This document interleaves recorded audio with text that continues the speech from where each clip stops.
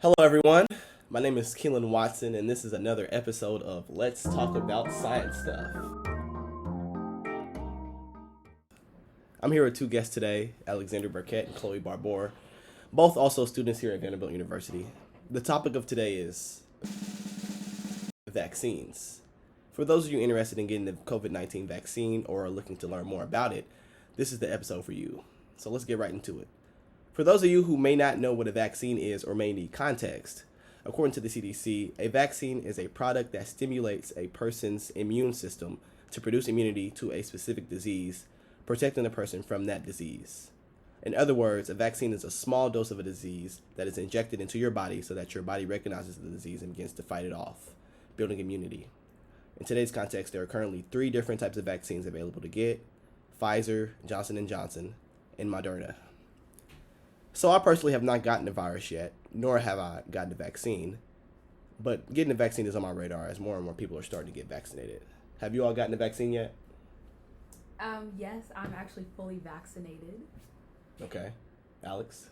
Yeah, I got my first dose of the Pfizer vaccine like 2 weeks ago. So I'm on my way to being fully vaccinated as well. When do you plan on getting that second dose? My second dose is scheduled for April 29th. Okay, so about 2 weeks. Yeah. All right, well, since both of you have already gotten the first dose, could you talk about your experience and how you felt after you got the vaccine? With my first dose, I didn't feel anything at all, like none of the side effects or like symptoms or anything. With my second dose, I did feel like a slight fever, nothing like super serious, but like kind of like how you would if you had like the common cold for a few days. It only lasted 2 days though. Okay. So that was definitely not something that like anybody should be worried about. I think it's just something that's normal. That's just your body fighting off the vaccine. When it comes to like the actual injection of the vaccine, I'm not really scared of needles.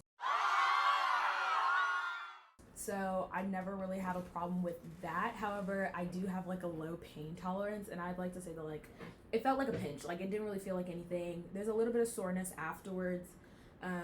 It comes on maybe in the next like hour or so after you get the shot and lasts for like a day. But other than that, it's not that bad. And which vaccine did you get?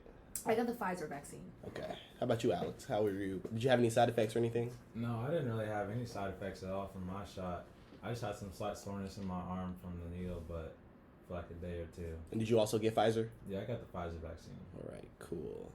And you guys kind of talked about side effects. Did you have any like previous ideas before you got the vaccine of what might happen, just from what you had like read about? Yeah, people said that like you might have like soreness in your body or you might feel tired. I don't know if that was like an explicit symptom, but I did say like I noted that a lot of my peers when they got it, they felt like a little bit tired afterwards, and I also felt tired. But this only happened after the second dose, and I don't know if I'm correct, but isn't the second dose like bigger than the first one?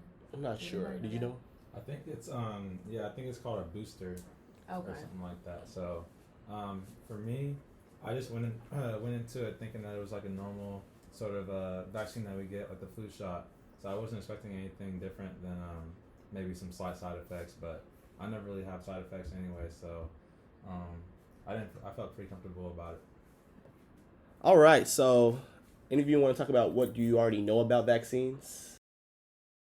Yeah. So, I'm pretty familiar with how vaccines work in general, but when it comes to COVID-19, I felt pretty comfortable about getting the vaccine because as a Vanderbilt student, I have access to a lot of educational resources that help me understand what it's about before I got it.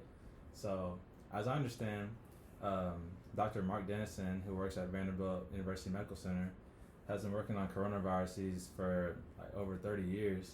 Okay. And I went to a talk about his over Zoom where he spoke about how they developed this vaccine over the course of years and research. And so I felt pretty comfortable getting the vaccine because I was able to understand a bit more about it and how the mRNA technology works.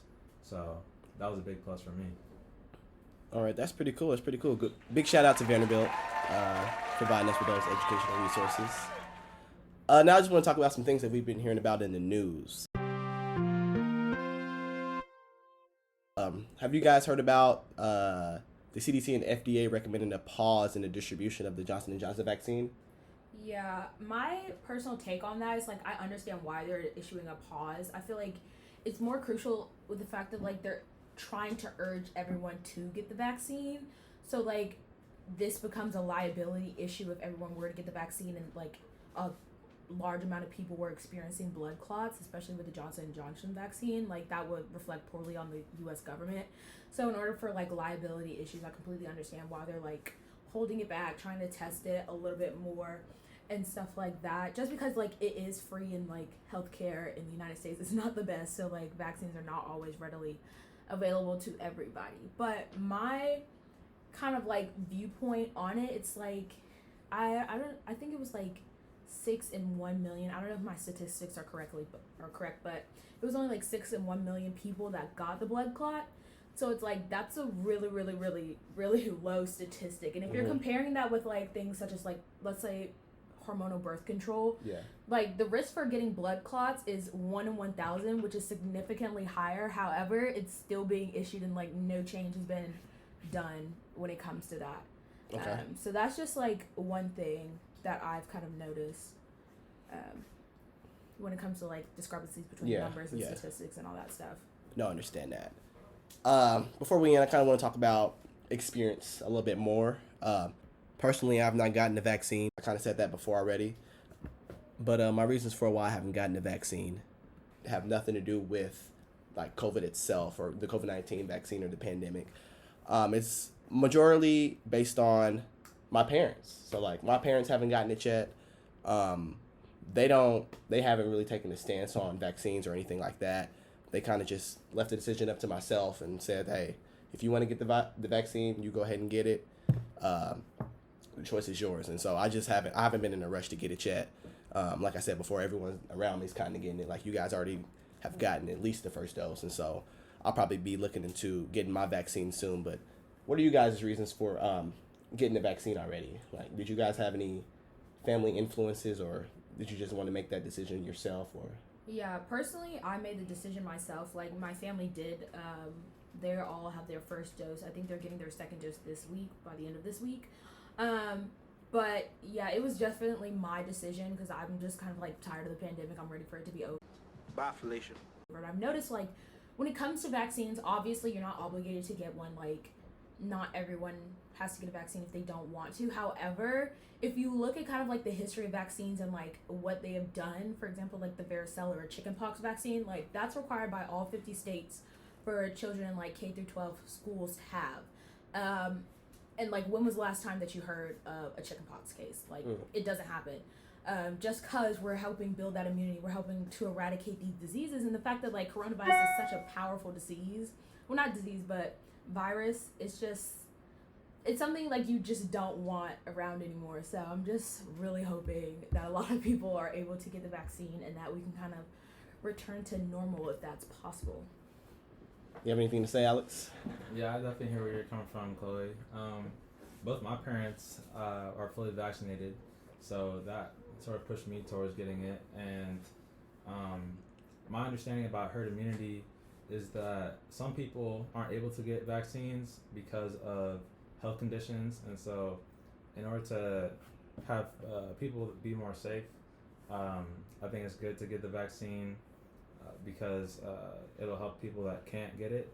And if you're able to, and if you feel comfortable doing it, then I strongly suggest doing it because it's the pathway forward to getting out of this pandemic and getting back to a normal lifestyle. Right. And so I already got my first dose and I feel comfortable about it, so that's the choice that I decided to make. All right. Well, I just want to thank our two guests. We are out of time, but thank you, and we will see you on the next episode of Let's Talk About Science Stuff. Thank you.